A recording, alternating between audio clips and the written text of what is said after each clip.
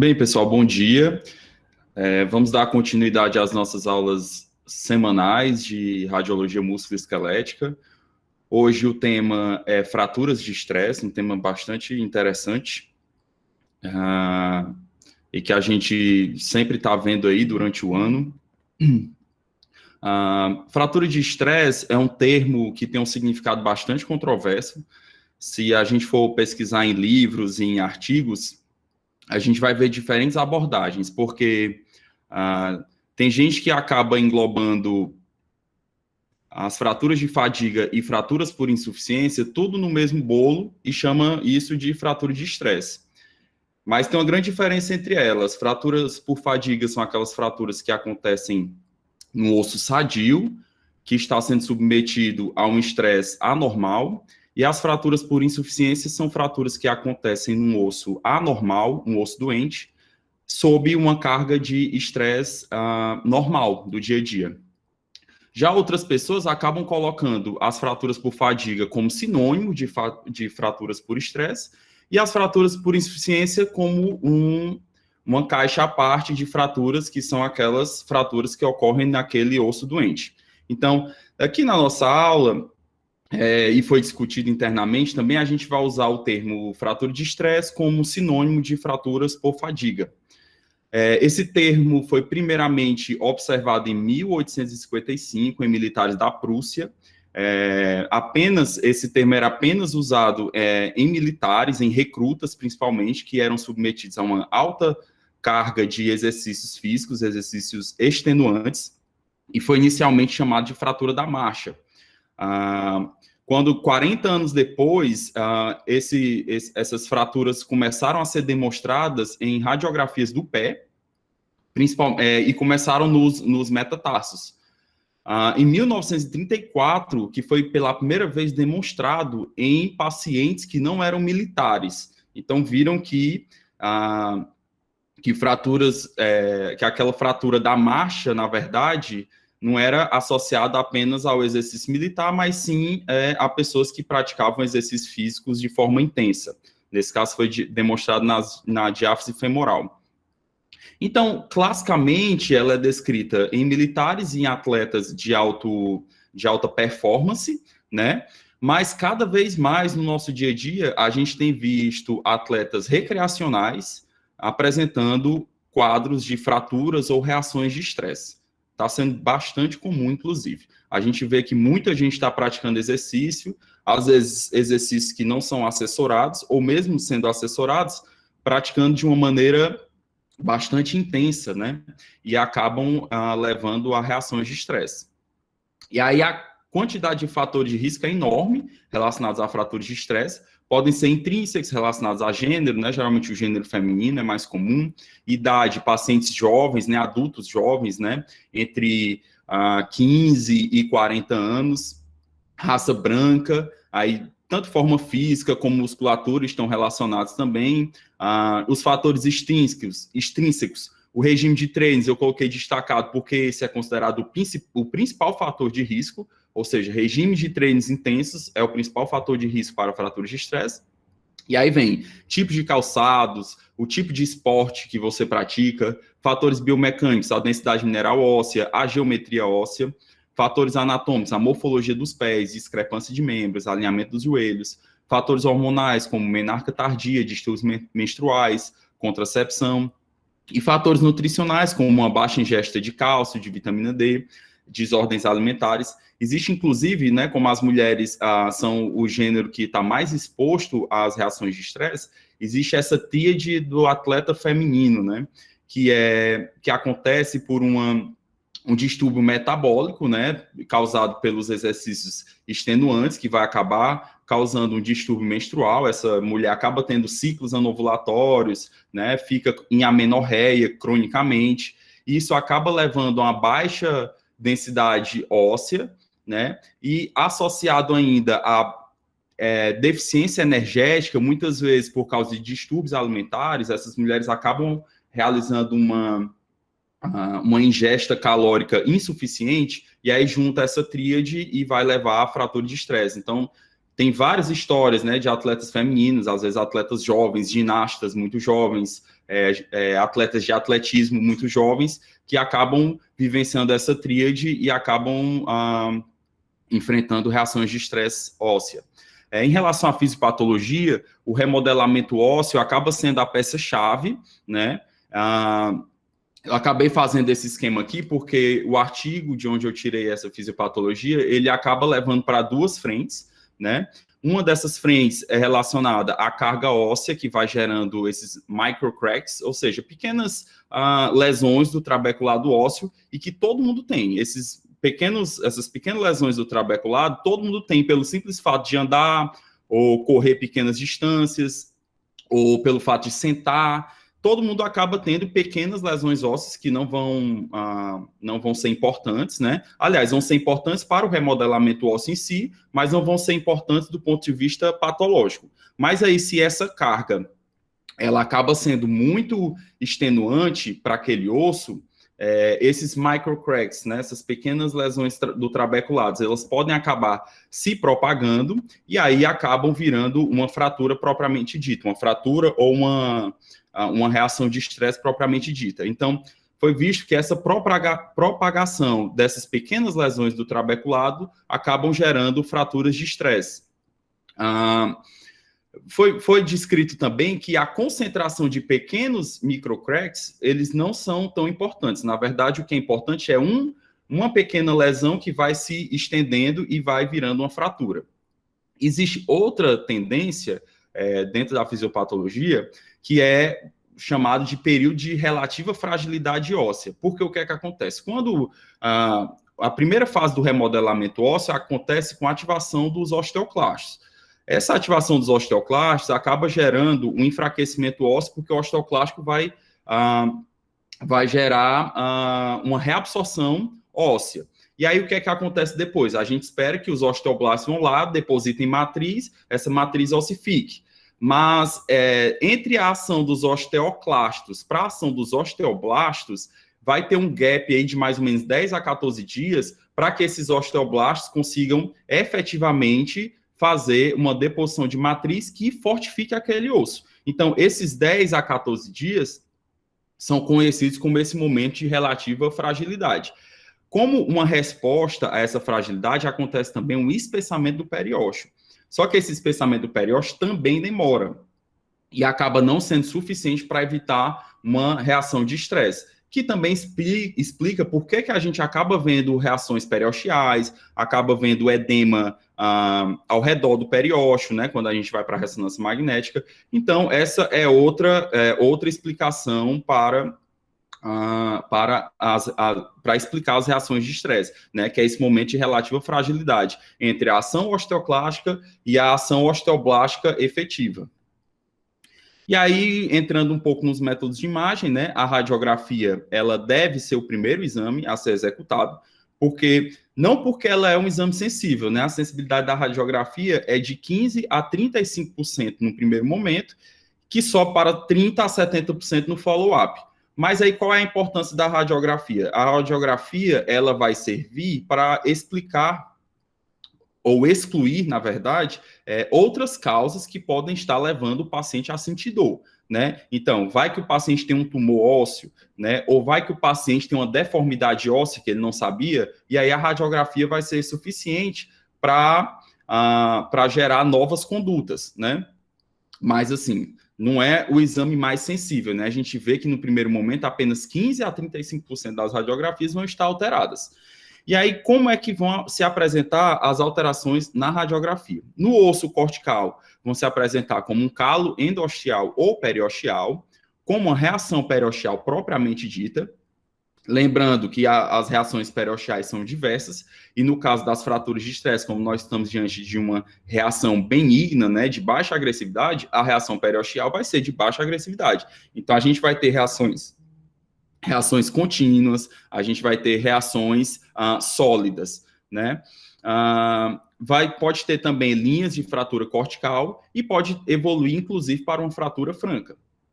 No osso esponjoso, essas alterações elas são muito mais tênues, né, muitas vezes apenas pequenas manchas, né, de neoformação óssea e que aparecem só após 2 a 3 semanas dos sintomas.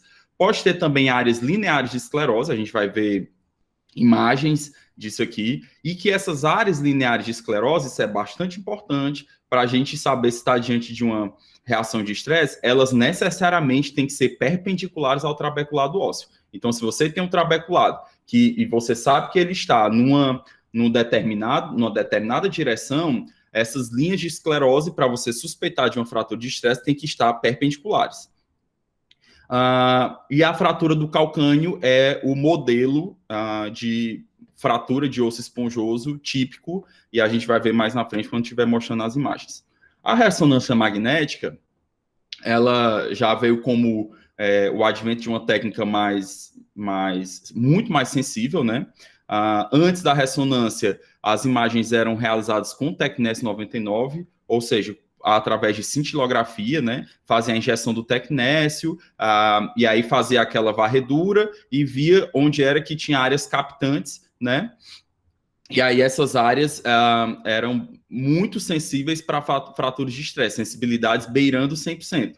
Porém, elas eram muito pouco específicas, né? Você poderia ter captação em tumores, né, em outros tipos de reações, e aí a sensibilidade a especificidade da cintilografia não era tão alta. E aí, quando chegou a ressonância tem a mesma sensibilidade, né, você não precisa injetar nada na pessoa, não tem radiação, e aí a ressonância chegou com a sensibilidade de 100% e uma especificidade muito alta também, por você ter uma ótima demonstração anatômica, né? E aí a ressonância disparou aí como padrão ouro para as lesões de estresse.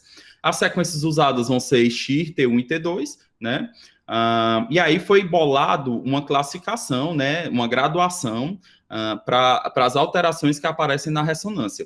O grau 0 é a ressonância normal, o grau 1 é quando você tem apenas um edema periosteal. Esse edema periosteal, sendo leve a moderado, é classificado como grau 1, e que vai ser visto apenas nos T2 ou nos STIR, geralmente no STIR, né, porque tem a saturação da gordura. O grau 2 vai ser um edema mais severo, com edema medular visto apenas nas sequências ponderadas em T2, ou seja, o T1 vai ser normal, você vai ter o edema periosteal e vai ter um edema medular.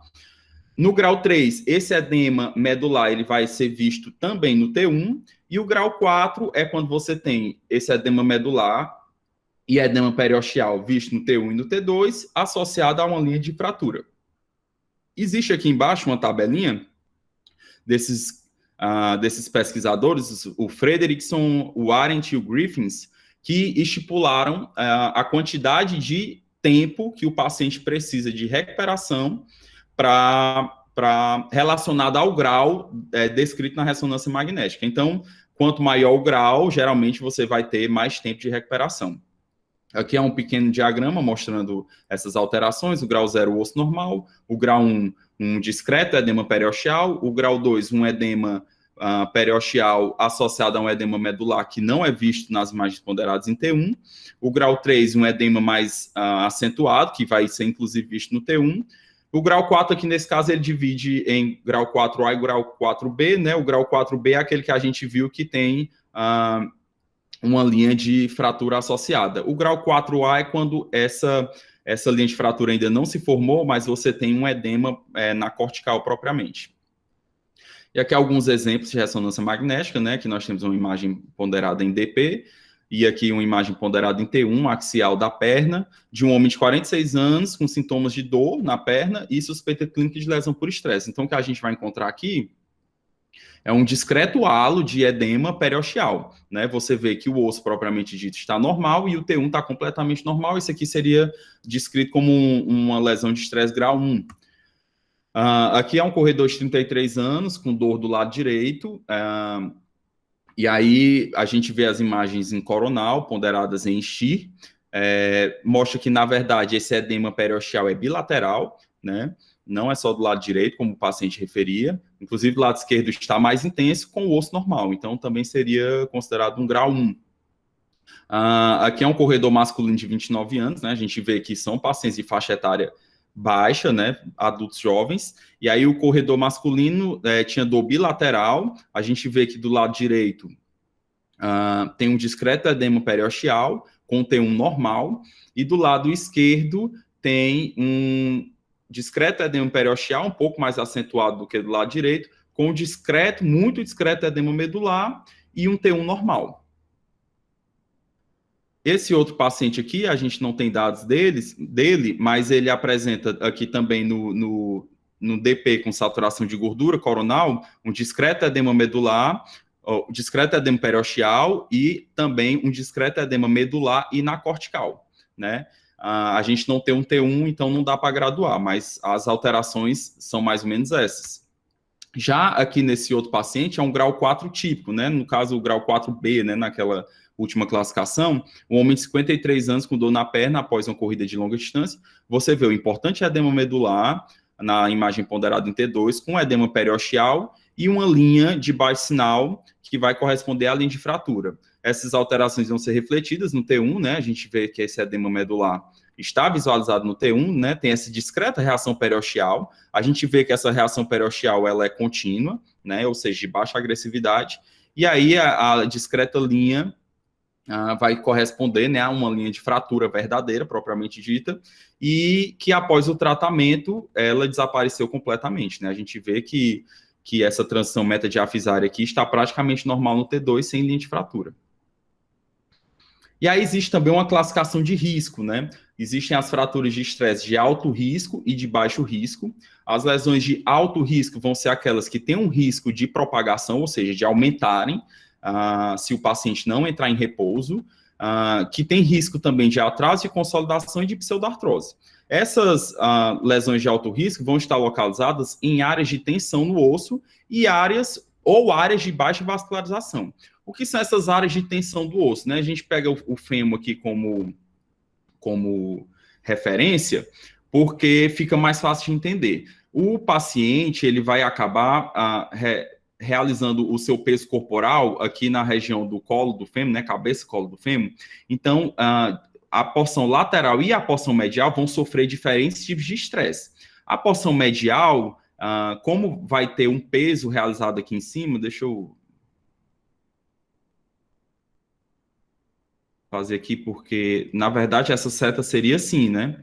O paciente vai realizar o peso dele, aqui nessa região medial, e aqui você vai ter uma reação de contração, né? Ou seja, vai ter carga aqui nessa região medial. Enquanto aqui na região lateral, você vai ter o contrário. Se aquele lado vai ser empurrado para baixo, essa parte aqui vai ser empurrada para cima. Então, isso aqui a gente vai chamar de área de tensão, enquanto nesse lado aqui vai ser uma área de compressão. Então, a porção lateral do fêmur, ela vai ser um alvo de fraturas de estresse de alto risco, porque vai ser em áreas de tensão no osso.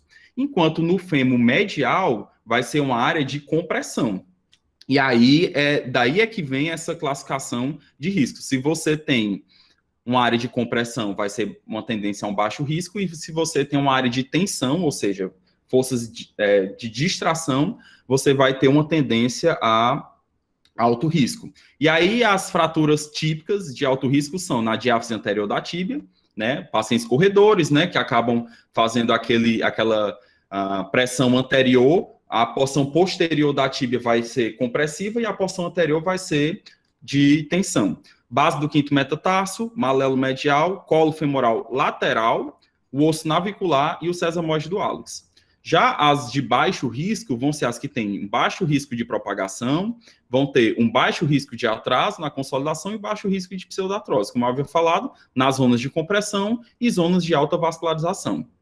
Os locais onde elas vão ocorrer, principalmente, diáfise póstero-medial da tíbia, diáfise dos metatarsos, fíbula distal, colo femoral medial e diáfise femoral e o nu calcâneo. Então, essas aqui vão ser as lesões de estresse de baixo risco.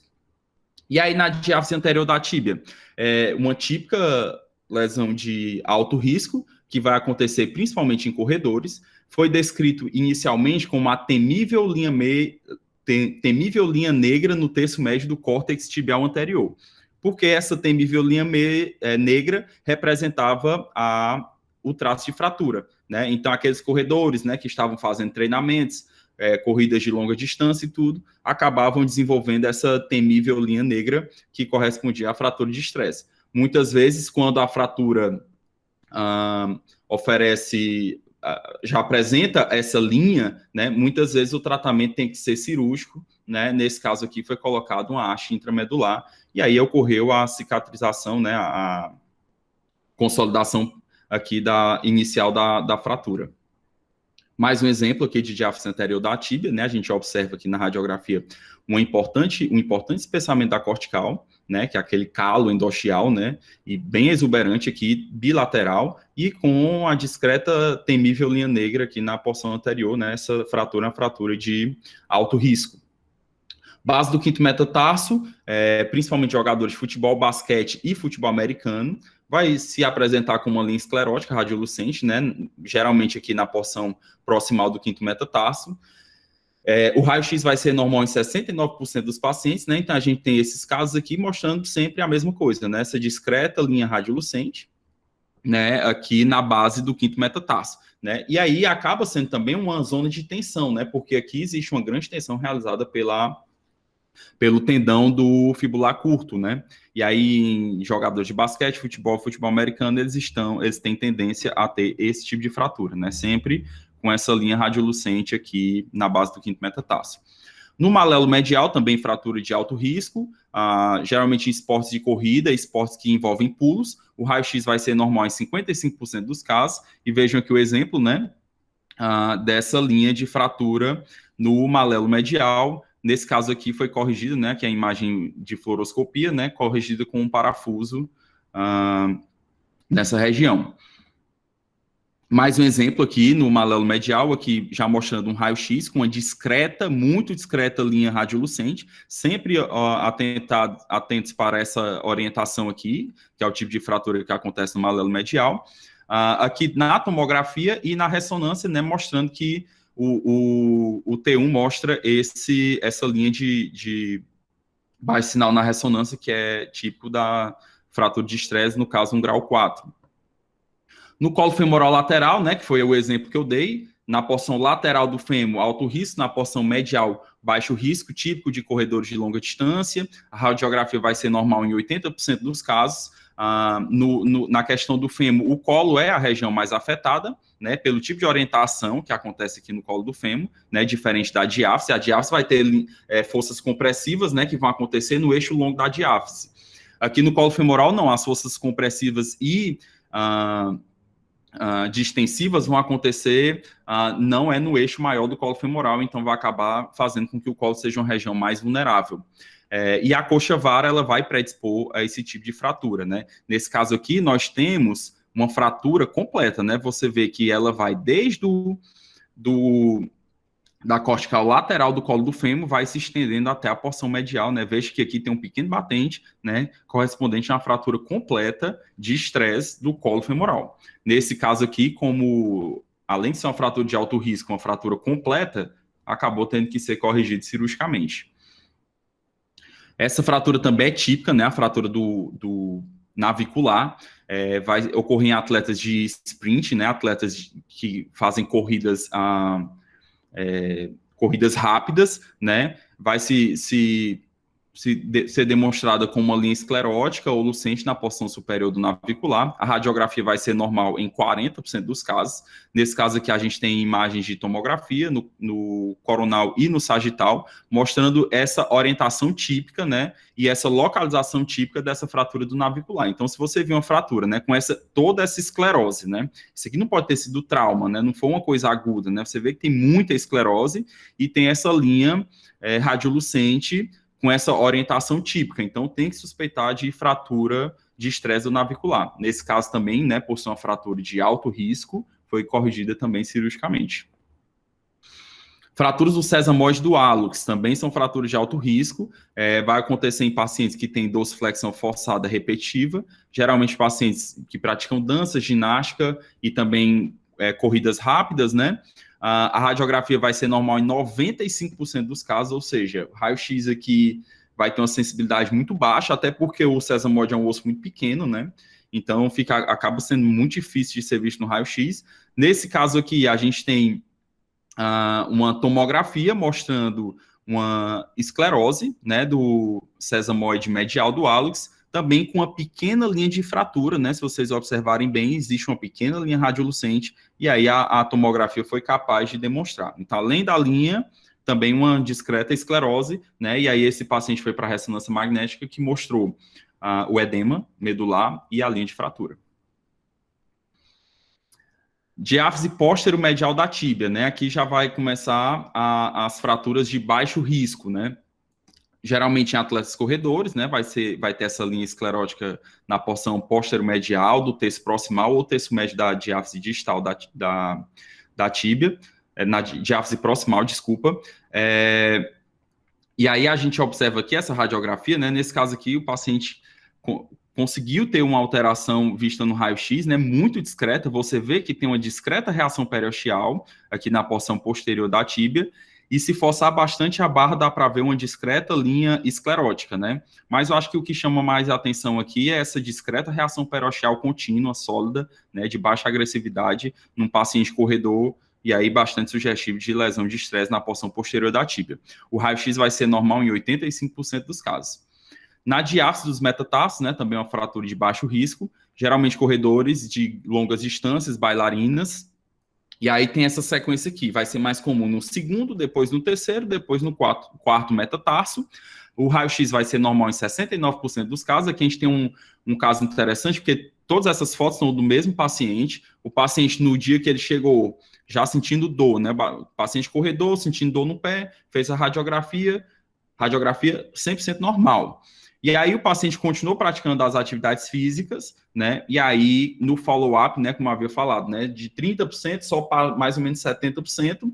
E aí esse paciente mostrando uma fratura típica aqui na diáfise distal do segundo metatarso, né? Além da linha de fratura, a gente vê que tem também umas alterações periosteais, né? E aí, típico de fratura de estresse, né? Vejam que a orientação, novamente, a orientação do traço de fratura, ela é perpendicular às linhas de tensão do metatarso. As linhas de tensão vão seguir o eixo longo do metatarso, né? Vão seguir a orientação do trabeculado, e a linha de fratura vai ser perpendicular. Vejam também que essa linha de fratura, ela vem transversa e depois dá uma discreta subidinha, né? Isso também é bastante típico e pode acontecer nas fraturas de estresse, né? E esse aqui já é num terceiro momento em que o paciente tratou a fratura, né? Ficou em repouso, mostrando aqui esse exuberante calo ósseo, né? Aqui tanto na porção medial como na porção lateral, e a consolidação da fratura. Mais um exemplo aqui, né, na diáfise do segundo metatarso, né, mostrando novamente discretas alterações periosteais, né, você vê que esse osso aqui está normal. Na ressonância magnética, mostrando esse importante edema no T2, com uma discreta esclerose, e essas alterações também puderam ser vistas no T1, mostrando, no T2 a gente já via também umas alterações, né, de partes moles, né, você vê que as partes moles aqui estão com alto sinal, no T1 com baixo sinal, mostrando também essa esclerose, né, na medular, o edema no T1, e também mostrando essa cortical mais espessada. Na fíbula distal, vai acontecer em atletas de corridas e puladores, geralmente no terço distal da fíbula, né? Ou seja, ali mais ou menos próximo do maléolo lateral, vai ser uma linha esclerótica ou radiolucente no maléolo lateral, e o raio-x vai ser normal em 40% dos casos. Então, a gente vê aqui essa radiografia, né, desse paciente, mostrando essa discreta alteração periosteal, né, com uma discreta esclerose também, e aí no segundo momento a gente vê que essa reação periosteal ela aumentou, né, e está havendo uma consolidação dessa fratura. No colo femoral medial, né, a gente tinha falado colo femoral lateral, alto risco, colo femoral medial, baixo risco.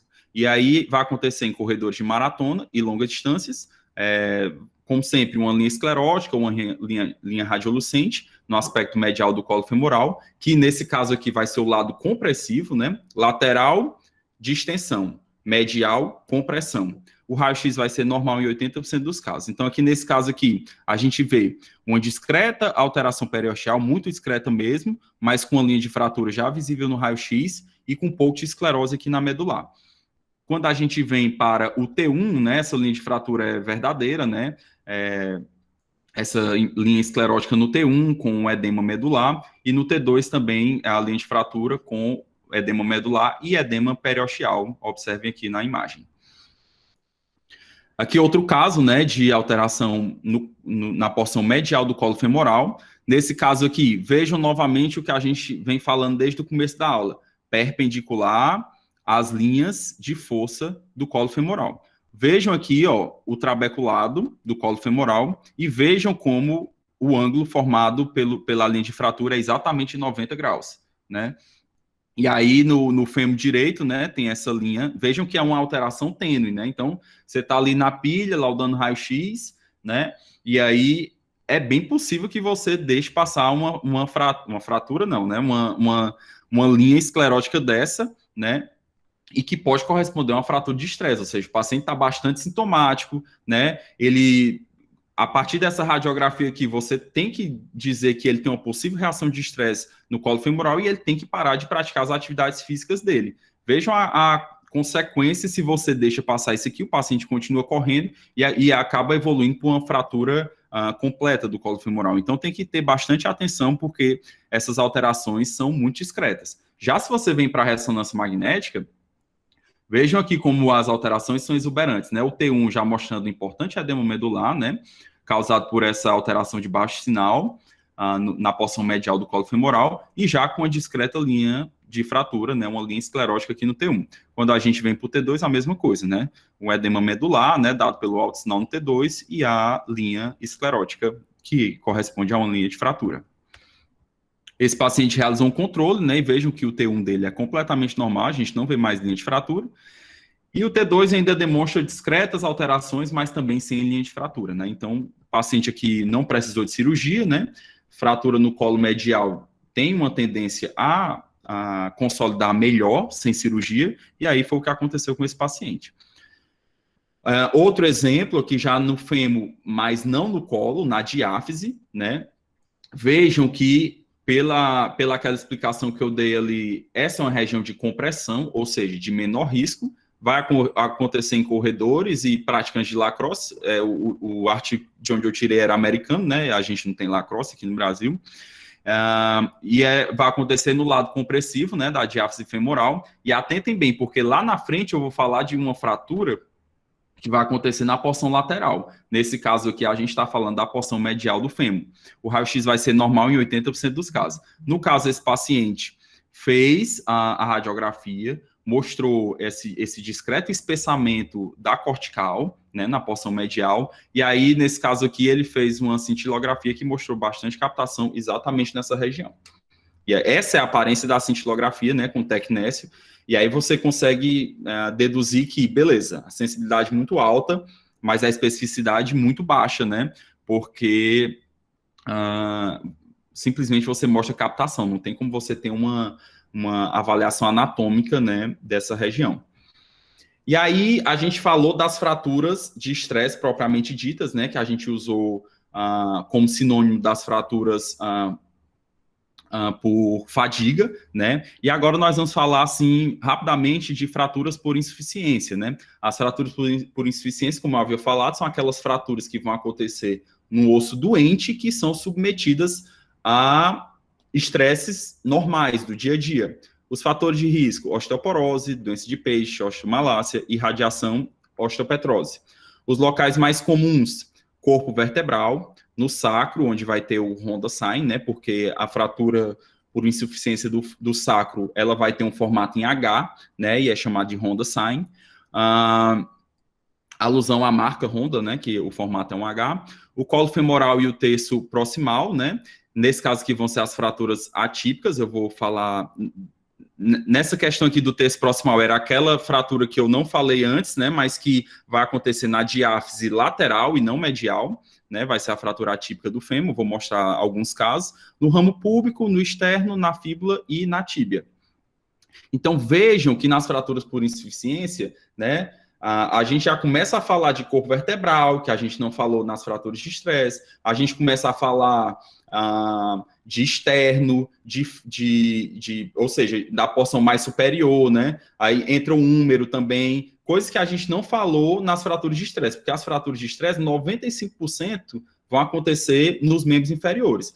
Já quando você começa a ver fraturas que não tiveram trauma para explicar em membros superiores, né, na coluna, no ramo púbico, né, a gente vai começar a suspeitar de que essa fratura não é uma fratura de estresse, e sim uma fratura por insuficiência.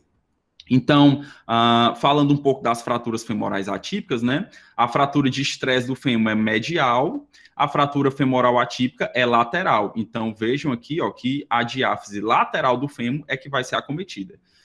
Essa fratura atípica, ela vai ter uma importante relação com o uso de bifosfonados e o denosumab. O denosumab mais raro, né, é um anticorpo monoclonal, já o bifosfonado não é tão raro, né, muitos pacientes com uma faixa etária acima de 60 anos usam bifosfonados e acabam desenvolvendo esse tipo de fratura, que é uma fratura por insuficiência, na porção lateral da diáfise femoral. Então, vai ser nessa região que eu falei, vai ser relacionado também a um esporão medial, vou mostrar isso aqui em imagem. O paciente não vai ter nenhum trauma ou vai ter um trauma mínimo, e aí também pode acontecer com espessamento endosseal e espessamento cortical. Como eu havia falado, essa é a região de tensão, né, da diáfise femoral, enquanto essa é a região de compressão. Na região de compressão, fratura por estresse. Na região de tensão, fraturas por insuficiência. Nesse caso aqui, você vai tentar correlacionar com bifosfonados e se for positivo, fratura femoral atípica. Só para demonstrar aqui os tipos de fraturas por insuficiência da pelve, né? Vejam aqui o formato da fratura por insuficiência do sacro, como ela tem um formato em H, que configuraria o Ronda Sign, mas também na asa ilíaca, na porção medial do ilíaco, na porção supraacetabular e nos ramos púbicos, né, e próximo também da sínfise púbica. Então, várias variações aqui de fraturas na pelve. Esse aqui é o típico da fratura trabeculada, né, que eu havia falado. Nesse caso dessa fratura do calcâneo, foi uma fratura por insuficiência e não uma fratura de estresse, mas vejam bem, a orientação do trabeculado, aqui do calcâneo, né, que vai acontecer nesse sentido aqui dessa seta, e a orientação da fratura, né, da linha de fratura que vai ser perpendicular. Essa aqui é o exemplo típico de uma fratura de osso esponjoso, né, de osso esponjoso, que é o calcâneo. Vejam aqui novamente a orientação nessa imagem ponderada em T2 e nessa imagem ponderada em T1, sempre perpendicular às linhas de força. Aqui é um exemplo de fratura femoral atípica, né? Um exemplo não, na verdade são 3 exemplos. Então aqui, a gente está aqui laudando raio-x, viu essa discreta imagem aqui na porção lateral da diáfise proximal do fêmur. A gente vê um espessamento tanto periosteal, né, uma discreta reação periosteal, como vê também um leve espessamento endosseal, ou seja, a gente já vai pensar que isso aqui é uma lesão de estresse, uma lesão por insuficiência. Você está diante de um paciente que tem um afilamento da cortical, ou seja, provavelmente ele tem osteoporose, e aí você vai tentar correlacionar se esse paciente faz uso de bifosfonado. Se ele faz uso de bifosfonado, você vai sugerir que isso aqui é uma fratura femoral atípica. Nesse caso aqui, a alteração está bastante tênue, mas vejam nesse outro caso aqui, né, no fêmur contralateral, que a gente tem um importante espessamento endosseal e a gente tem uma linha de fratura propriamente dita e um espessamento da cortical. Como acontece na porção lateral da diáfise femoral, vamos tentar relacionar com bifosfonados e chamar de fratura femoral atípica. Nesse terceiro caso, já é um caso mais dramático, porque essa fratura chegou do outro lado da cortical, né? E aí vejam como acontece, como vai ser típico essa fratura. Você vai ter um espessamento cortical, né? Veja que essa cortical lateral está mais espessada. Essa formação dessa elevação também do córtex, né? Como se o fêmur tivesse sido rasgado, né? E aí acabou puxando o córtex e ele ficou com essa elevação aqui na ponta dele. E a formação desse bico medial, ou seja, a fratura, ela não é classicamente, né, ela não é totalmente transversa. Ela começa transversa e depois sobe um pouco, né, vai proximal, e aí forma esse bico medial que eu tinha falado lá no primeiro slide de fratura femoral atípica. Então, essa é a fratura femoral atípica típica quando ela se concretiza, né, quando ela completa, e aí o tratamento aqui é cirúrgico. E aí, mostrando mais uma vez uma fratura femoral atípica, é outro caso, bastante parecido com aquele ali, mas no caso que já tem até um acavalgamento ósseo, né? Um importante esaliamento aqui das peças ósseas, a formação daquele bico medial, né? Um espessamento da cortical com a discreta esclerose, e aí, nesse caso, o tratamento foi cirúrgico. Já esse outro caso, vejam, esse caso aqui está descrito trauma, né? Nesse caso aqui foi uma paciente jovem e que teve um trauma de alta energia. E aí você não vai chamar isso aqui nem de fratura de estresse, nem de fratura por insuficiência, nem fratura femoral atípica, porque a história clínica do paciente muda o diagnóstico e no caso aqui a causa da fratura é trauma. Então tem que ter uma importante correlação com a história clínica. Você não vai dizer que isso aqui é uma fratura femoral atípica só porque ela está na diástase femoral. Nesse caso aqui foi um trauma, e aí a história toda muda. Falar um pouquinho de fraturas patológicas. Fraturas patológicas são aquelas que vão acontecer classicamente em uma lesão focal, seja ela uma neoplasia benigna ou uma neoplasia maligna. Também podem ser descritas em ossos com osteomielite. E se você esticar um pouquinho, também podem ser descritas em doenças ósseas generalizadas, né? Como displasias ósseas, como peixe, osteopetrose. Mas essas causas não tumorais e não relacionadas à osteomielite, a gente tem uma tendência maior de falar em fraturas por insuficiência. Mas também estão dentro do grupo das fraturas patológicas. As localizações, fêmur subtrocantérico, cabeça e colo humerais, certo? Então, aqui o húmero entra também, né? A gente está falando aqui de membro superior, então já não se relaciona com fraturas de estresse, e corpos vertebrais. E aí, um asterisco aqui nessa outra fratura, porque fratura do trocânter femoral menor, tirando as crianças que têm as apófises abertas, né? Ou seja, dos adultos para cima, fratura por avulsão do trocânter femoral menor é uma fratura patológica até que se prove o contrário. Ou seja, você não vai ver fraturas de estresse por avulsão do trocânter femoral menor, e aí até que se prove o contrário, mesmo sendo um adulto jovem, tem que pensar em fratura patológica. E aí, mostrando alguns exemplos, né? Esse caso é um caso... Vejam que esse paciente tem uma discreta lesão óssea permeativa, né? Se você vir... veja que isso aqui é um fêmur, né? Então, se você vir a radiografia toda do fêmur, pode ser que essa discreta lesão lítica passe despercebida. Mas vejam que essa medula óssea e essa medula óssea são diferentes dessa lesão lítica, né? A textura óssea é diferente, né? Aqui a gente está diante de uma lesão permeativa, né? No caso, esse paciente era um paciente que tinha uma neoplasia sabida, né? Era um carcinoma espinocelular. Isso aqui foi descrito como uma metástase óssea. O paciente continuou na sua vida normal e acabou fraturando, e aqui, nesse caso, uma fratura patológica. Então, nesse caso aqui, é igual, né? Uma fratura atípica do fêmur. Mas, nesse caso, tem uma lesão óssea lítica, né, uma lesão focal, e a fratura aconteceu na topografia dessa lesão focal. Então, nós não vamos chamar isso aqui de fratura atípica da diástase femoral, e sim chamar de fratura patológica.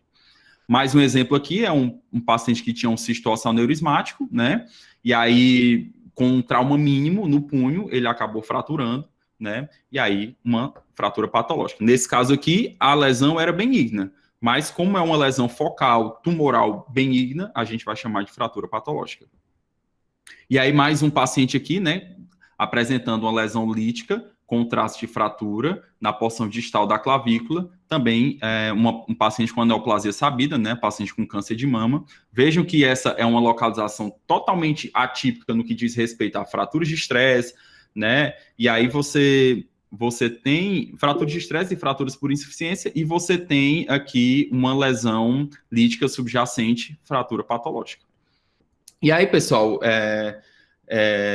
essa foi a bibliografia que eu utilizei, né? Usei muitos artigos aqui para conseguir fotos legais. Espero que vocês tenham entendido e tenham gostado, né? E muito obrigado.